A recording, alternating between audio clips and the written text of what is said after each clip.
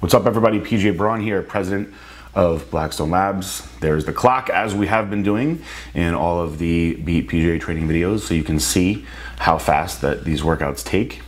It's kind of funny, they've all started at the same time, which is not the time that I normally train in my regular life, but we wanted to go when the gym was empty to make sure that we could do this thing the right way for you guys. So what you see here is I typically start out my workout with some sort of pull down superset. Now, I either do a close V-bar or an underhand grip, as you see here. I'm not a big fan of the regular overhand lat pull down, although I will use them from time to time. I don't feel they give enough stretch in the insertion of the lats.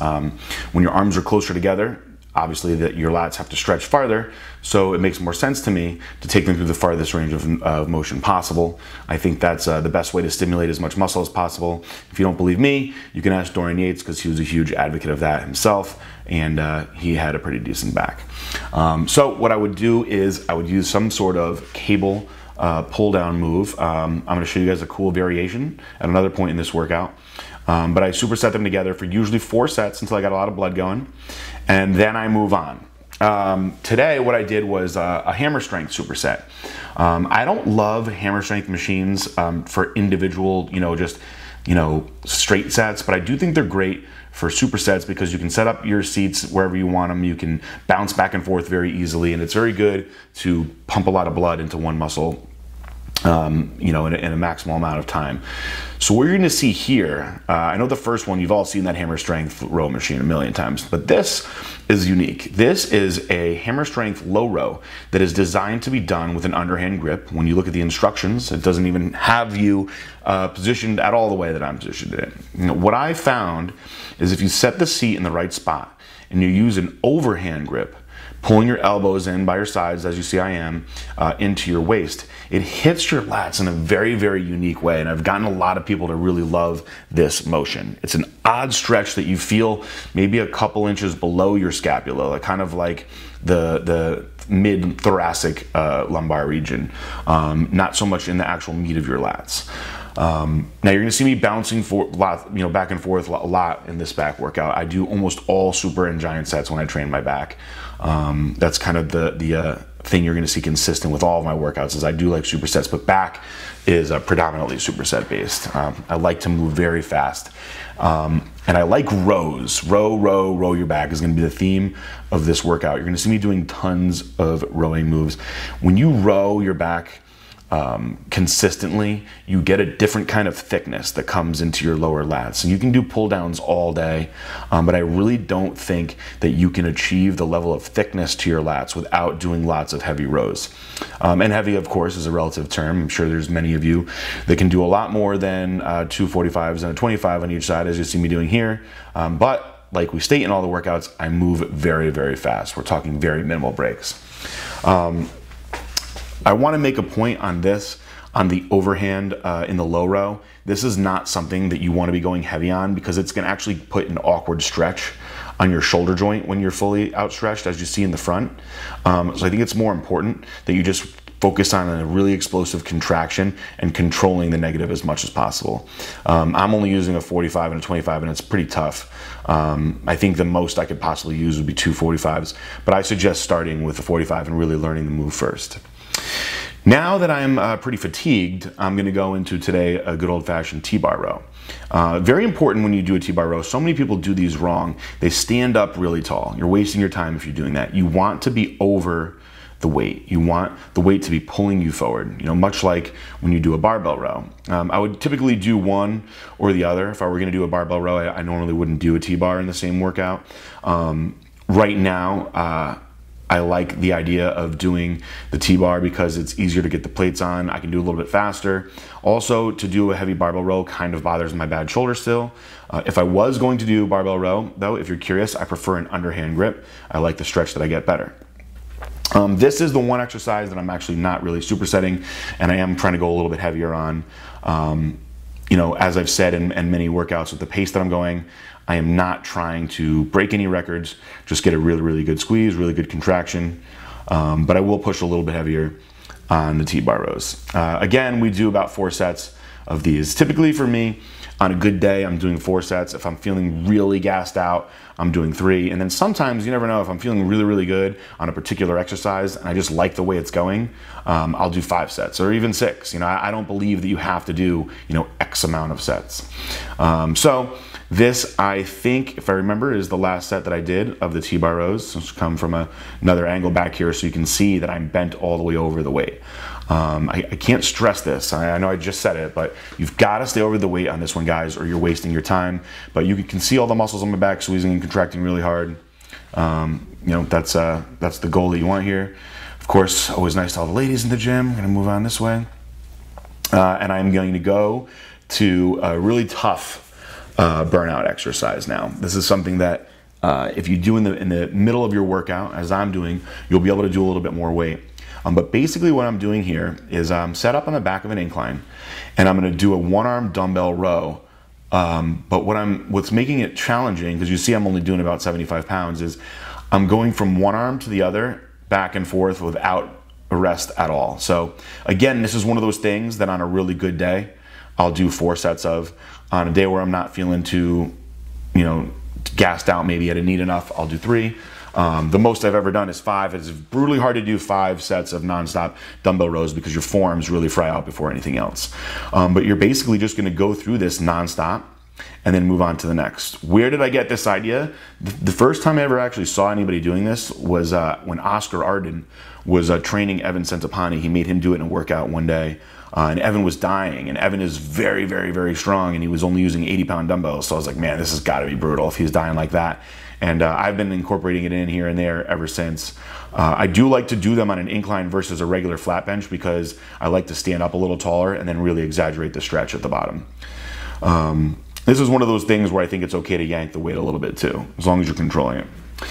Now, of course, more rows. Like I said, lots and lots of rows.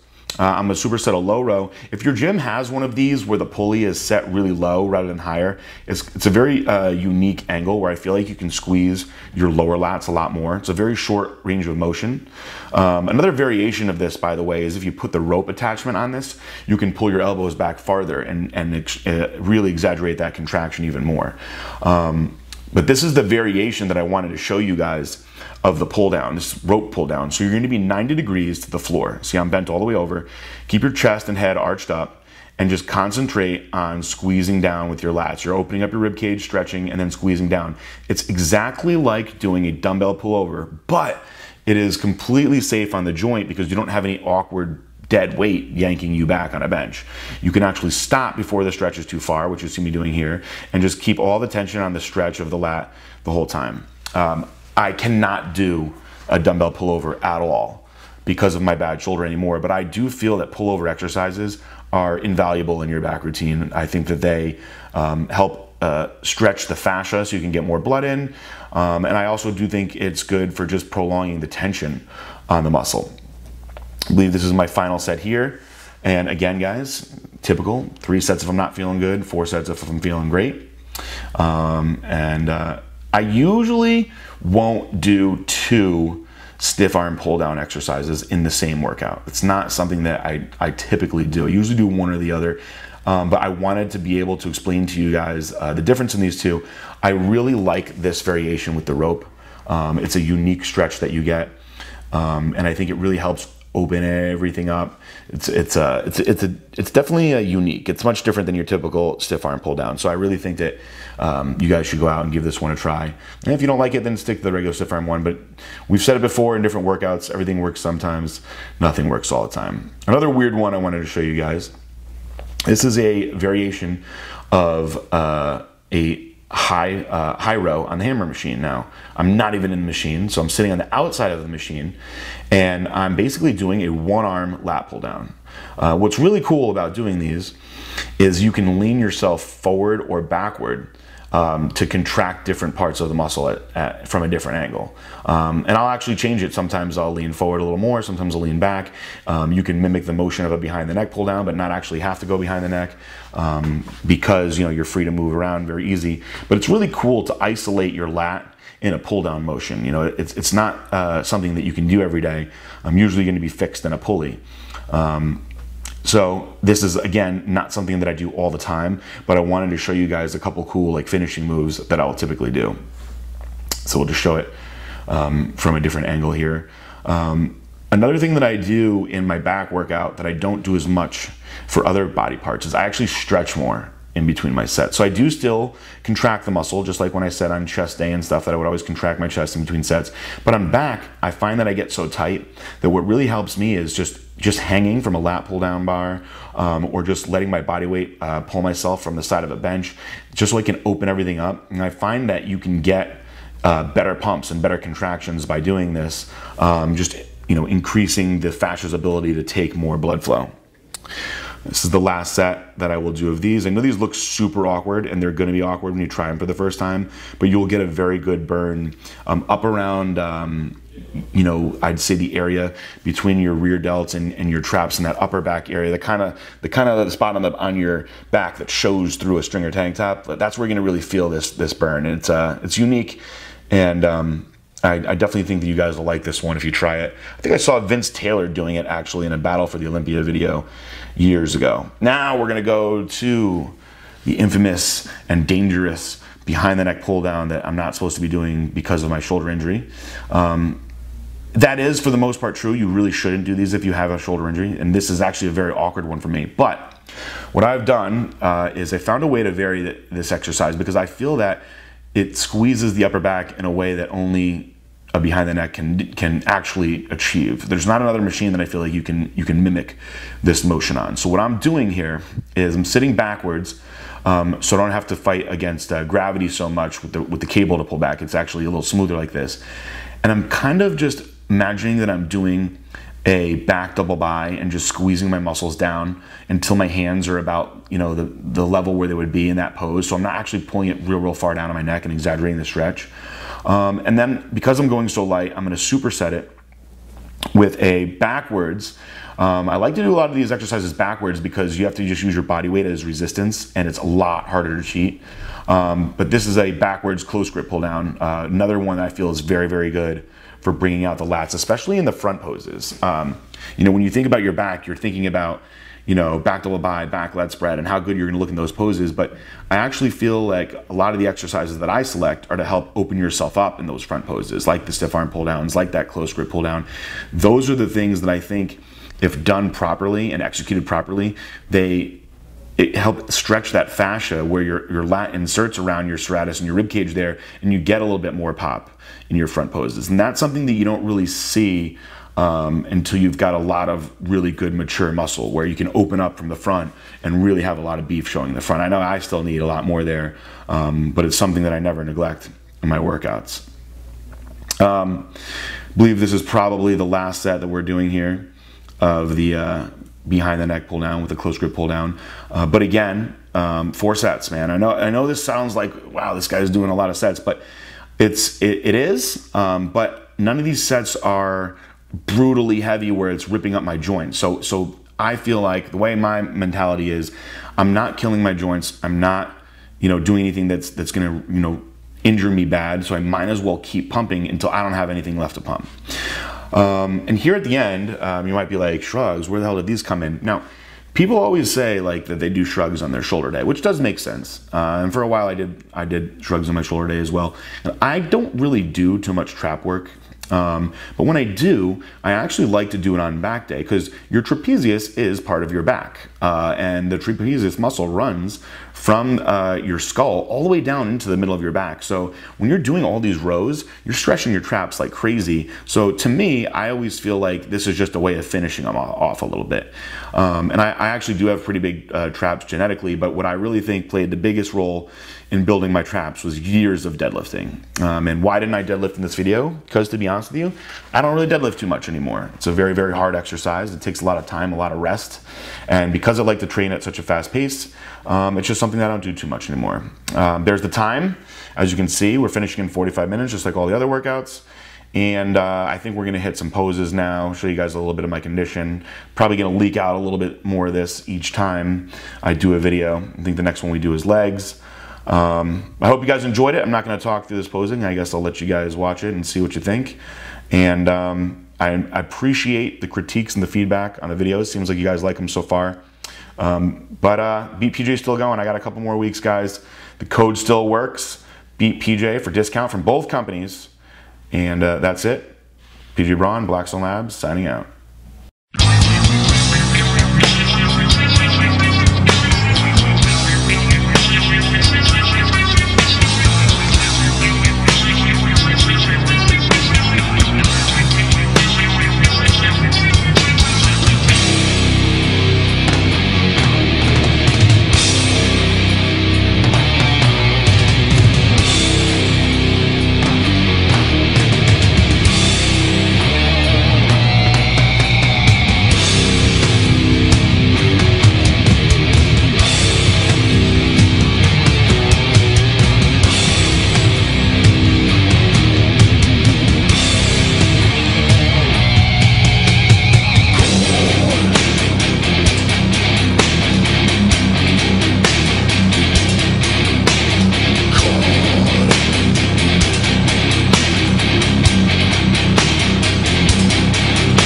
The time has finally come.